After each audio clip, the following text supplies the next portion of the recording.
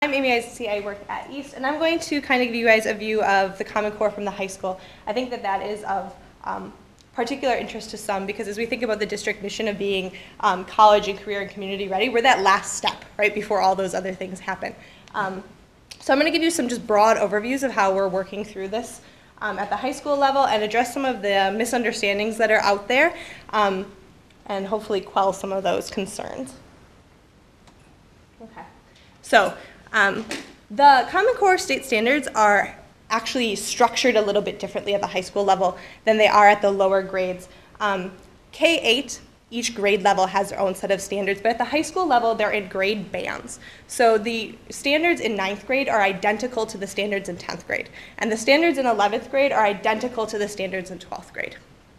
So the idea is that the skills and content knowledge are introduced in that first year and kids start to practice them and get their feet wet and play around with them. And then in that second year, they're really digging deeper, they're really solidifying their understandings, they're mastering those skills. My understanding is that there's kind of two reasons for this happening. The high school level is unique in that kids are in classrooms with peers from other grade levels, right? I teach one class that has 10th, 11th, and 12th graders in it. They're at different understandings, different skill levels, and we have to account for that kind of mobility with our kids between the grades. The other thing is that, especially at the high school level, we're looking at really precise skills, really high order thinking that's happening. And so that additional year of practice and of playing and of exploring is really necessary. Here are a couple of standards for you guys to look at, and I show you these for a couple of reasons. To partially show you where this kind of progression of skills is and what the difference is between this 9th, 10th grade band and this 11th, 12th grade band, but also to attend to a concern that I think is out there about how, because the standards are really skill-driven, that somehow content knowledge is just brushed to the side and is not maybe as important. But I wanted to show you that there is content knowledge embedded within the standards also. And that those also have a progression. The complexity of the content increases with the grade bands.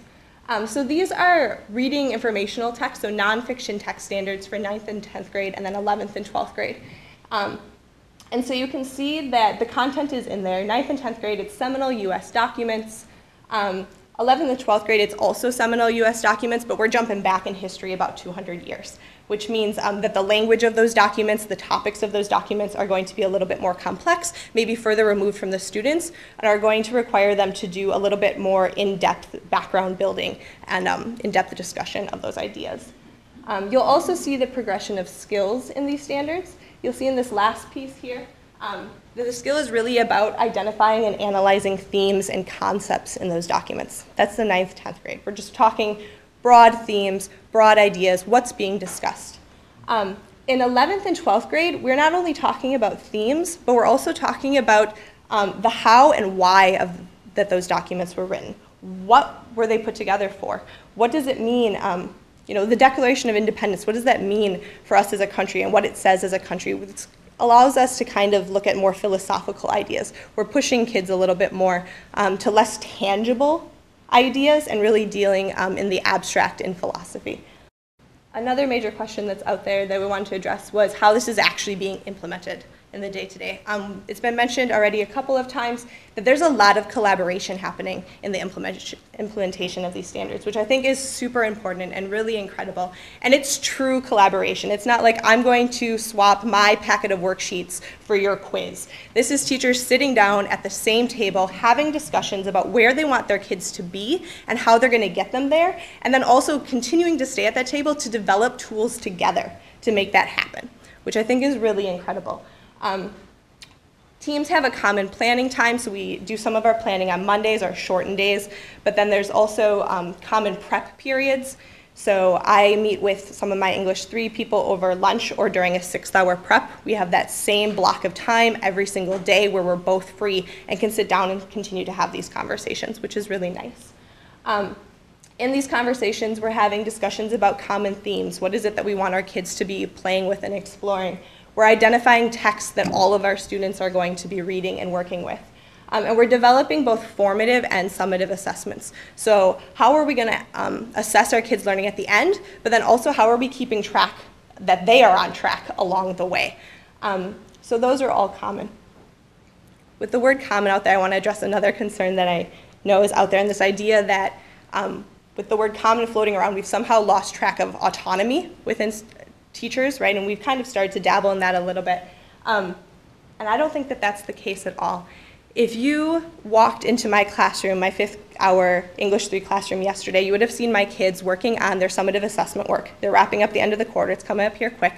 They're writing a narrative in which they're exploring their identity formation throughout time. What are the experiences that they've had in life that have made them the person they are today? And so we were working on yesterday looking at a model text. They're going to be doing writing in a way that's very similar to a piece written by Sherman Alexie. So we were taking a close look at that reading, really analyzing it, seeing what he was talking about it, how he was broaching these topics. If you went next door that same hour to Ms. Holman's room, she's on my team, we work together, you would have seen something very different happening. Her kids are also working on that common summative assessment. They're working towards that same end goal, but what they were talking about was language and how home language affects your identity in school and how school language affects your identity in home. And if you went into her room, you would see on her board all of this beautiful, colorful writing of kids writing words that were unique to them and their families all over the board.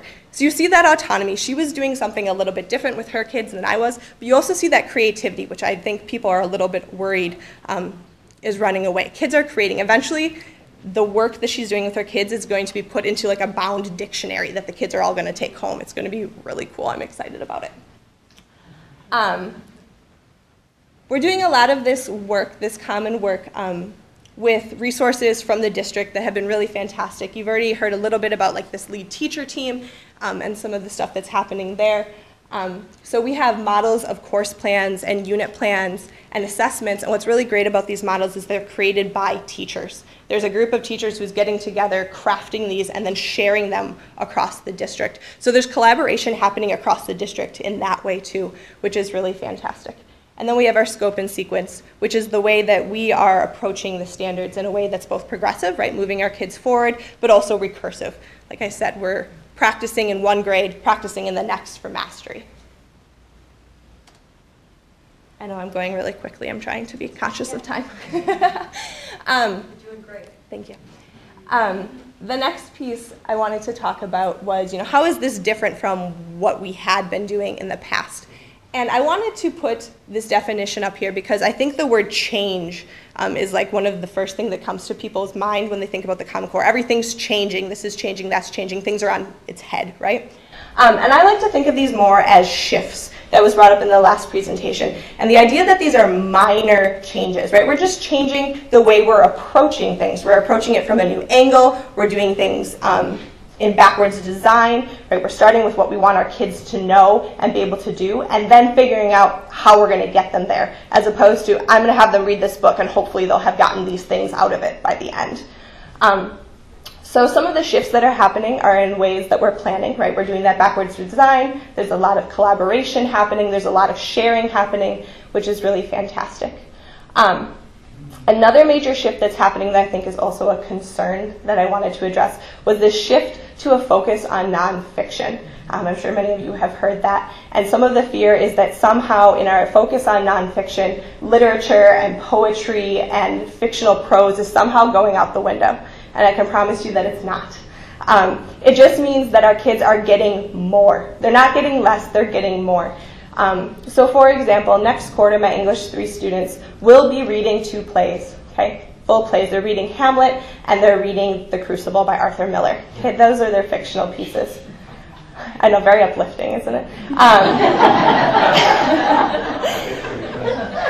In addition to that, though, they're also going to be reading news articles from CNN that are reporting on scientific articles about the abuse of power and where that comes from. They're going to be watching multiple interpretations of these plays played out on stage. They're going to be reading their own scientific studies and conducting their own research, so that nonfiction is just being added on to the fiction that has been the focus of English language arts in the past. And it's just helping to kind of complement and build the kids' knowledge. This is also really important, I think, because for all of us, if you think about what you read on a day-to-day basis, I'm assuming that most of it is probably nonfiction. right? Most of what we encounter in terms of text in our day-to-day lives outside of a school setting is nonfiction. And so this focus on nonfiction is really preparing our students for their lives after they walk across the stage at the Cole Center, right? Most of what they're going to be doing and working with is nonfiction. So they need to know how to process that and how to analyze it. So we're giving them that practice. That goes hand in hand with this also shift of focus on argumentation. I know when I was in high school, we had our persuasive writing unit. You'd spend 4 to 6 weeks writing a persuasive essay, and then that was it. You didn't worry about argumentation. Everything else was more in kind of the fictional realm where you're writing research papers or something like that.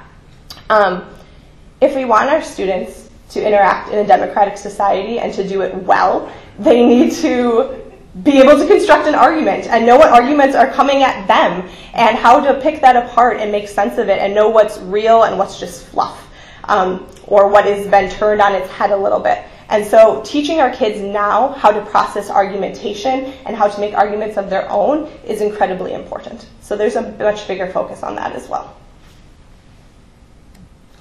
And that's it. I'm really quick. And I wanted to put my information up there because I know we're going to be running short on time, but I would love to talk to you more about this. There's so much incredible work happening in the high schools right now, so much incredible work. I could sit up here and talk to you for an hour. But if you'd like to talk more, I'm happy to talk to you.